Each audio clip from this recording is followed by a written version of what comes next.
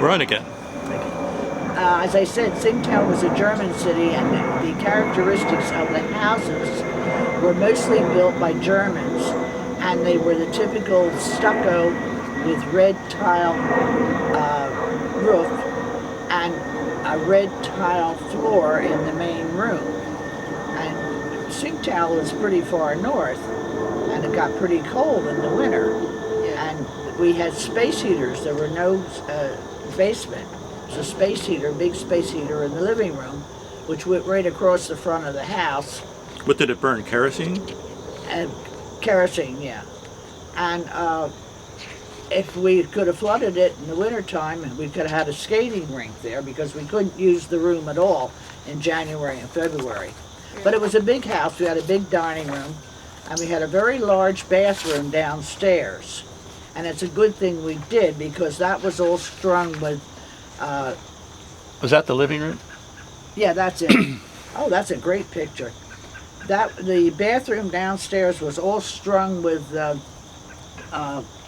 clothesline because you couldn't hang your clothes outside or they would get stolen. And that was the Ama's room. She didn't live there, but that was where she ate and, all this sort of thing that she didn't live in. And she was wonderful. So you moved into this house right away when you got there? My father had rented the house. Already? He rented the house before we got there. And this was a house that the Germans had built? This is a German house, yeah. Was this tile on the floor in the living room? Red tile, yep. And it had, upstairs it had a bathroom and 3 bedrooms. And then it also had a sun deck on the 2nd floor, which my sister and I used to go out and lie in the sun until we discovered, and we would lie there nude. But the next thing you know, the helicopters came over, and we thought, well, we better not do that. So that taught us a lesson. We put bathing suits on at that point. Yeah. Anyway, we had 3 helpers, and I'm going to say helpers because I can't use the word servants. They were wonderful people, all 3 of them. And the Ama was maybe 4 feet 8, and she was adorable. She was wonderful. She was married, she had had children, and there's a picture somewhere of her holding a flounder. The flounder's almost as big as she is. I don't know whether you did that one or not. And then we had our house man, Ah Cha, and he was quite tall. Northern Chinese are taller, and they don't eat rice like they do in the South. They eat steamed dough, like big rolls, steamed, more than rice. And he was about 6 feet tall, very good looking man. And then we had a guard at night, because you had to have a guard at night. And it was, people were getting desperate even when we arrived in August of 1947, because they were coming down, trying to escape the communists, and they were coming down in droves. Now, when you arrived, did your father explain what was happening in the country, or how did you know what was going on around you? Well, he knew, yeah, but as long as they allowed the dependents to come over, we thought it was safe enough, which it was, and at the time, you just had to be careful.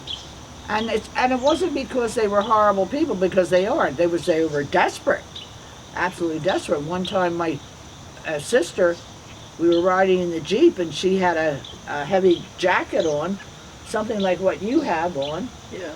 And she didn't have it zipped. And we stopped for a red light. There were very few red lights in Tsingtao anyway, but we stopped. And a man ran up and yanked it right off her back. Oh my gosh. Right off her back. And, it was sad, really. How long was your father there before you arrived, do you know? I think he was there about 3 or 4 months. My mother wanted us to finish the school year. And he also had all the furniture made. If you look in that picture, there you'll see a rattan and wicker sofa. We had complete furnishings made, and they were beautiful too. We brought a lot of it home. But we had everything, a table, end tables, chairs, dining room chairs, and they were all made out of wicker because we didn't want to take all our furniture. It's a good thing we didn't, Yeah. because we never would have gotten it back. We had to leave. And his job in the Navy was, he was the harbor master of He was Tsingtao? harbor master of Tsingtao, yes. And he would go, you could not go any farther than 7 miles in any direction because of the communists.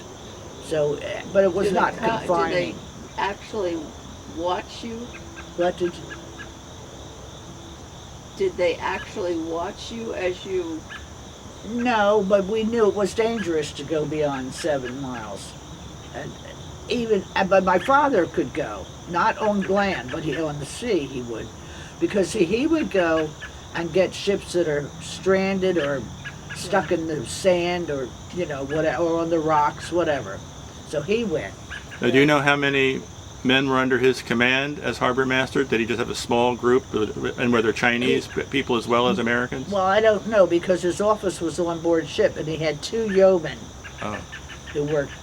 But other than that, He was on the Estes, or a different ship? Yeah, his office was right there. Well, he lived there on board until he rented the house and knew we were coming over. So when we got over there, which was it was 6 weeks. Talk about a slow boat to China. And that's another funny story. When we came home and landed at the Moffett Field, we flew home. We ate at a diner, and they had those things you put a quarter in to play a song. And the first song we heard when we sat down was "I'd Love to Get You on a Slow Boat to China." You'd already done that. And we'd already Been there, done that, yeah. You can take your mask off. You don't need to wear that. Okay. So anyway, we had ships come and visit us. And every time a ship came, we had a ship's dance. But it was not on a ship. They had a very nice Tivoli, it was called the Tivoli nightclub, right downtown, and that's where we held the dance. But the USO would send over bands and singers and stuff like that. So it was mostly live music. And of course my sister and I loved it. We went to all the dances. And in those days, dancing was a big thing, and it was the big band era. We had Charlie Barnett, I think, came over. I don't remember who all. I didn't pay much attention to him. I just danced, that's all. Yeah. And of course, there were so few American girls our age. We were mobbed. I mean, you dance and we were cut in on and all that sort of stuff. But we had a wonderful time. Really, it was a dream year. It really was. Yeah. And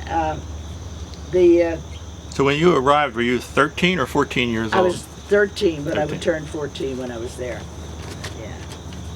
But I was tall. I was 5'8" even then. And even then I wore a size 10 shoe, which sounds wonderful to me now because now I wear a 12. But nevertheless, a good foundation, that's what I have. Yeah. So you arrived in the summer. Yeah, but we arrived actually the end of August. We left in July, and it took 6 weeks, so we arrived in the middle of August. It was. You moved into the house, and then did you start attending school anywhere, or did Well, you? yes, we went to school, but that didn't start until September. So we had close to a month, of being able. We were only 2 blocks from the beach. We were in a section called Iltis Hook, which actually had a rocky promontory that hooked around and went out to sea, and it was a beautiful beach. You don't remember the address, do you? I don't even think there was a number. There were no sidewalks. It was all No street names? no. No. It was all roads, not paved or anything like that, just dirt roads, that's all. And it was mostly, in that section, mostly officers who had rented the houses. And they were, actually, see, it was so close to the ocean that most of those houses were German. And so, in fact, our people next to us, and that house was rented, that was a Navy man. But the people behind us were German, a German family, had been there for many years. And where would you go to school? And so we went to school right in downtown Tsingtao. I went to the American school, and my sister went to the American high school. And she had a lot of Russian classmates. Her high school, I would say, had 50 in the class. I had 8 in mine. No Chinese in the classes? No, there were no Chinese. No, it was a private school. There were no Chinese in that class, in that school, either one. And I didn't have any Russians in my class.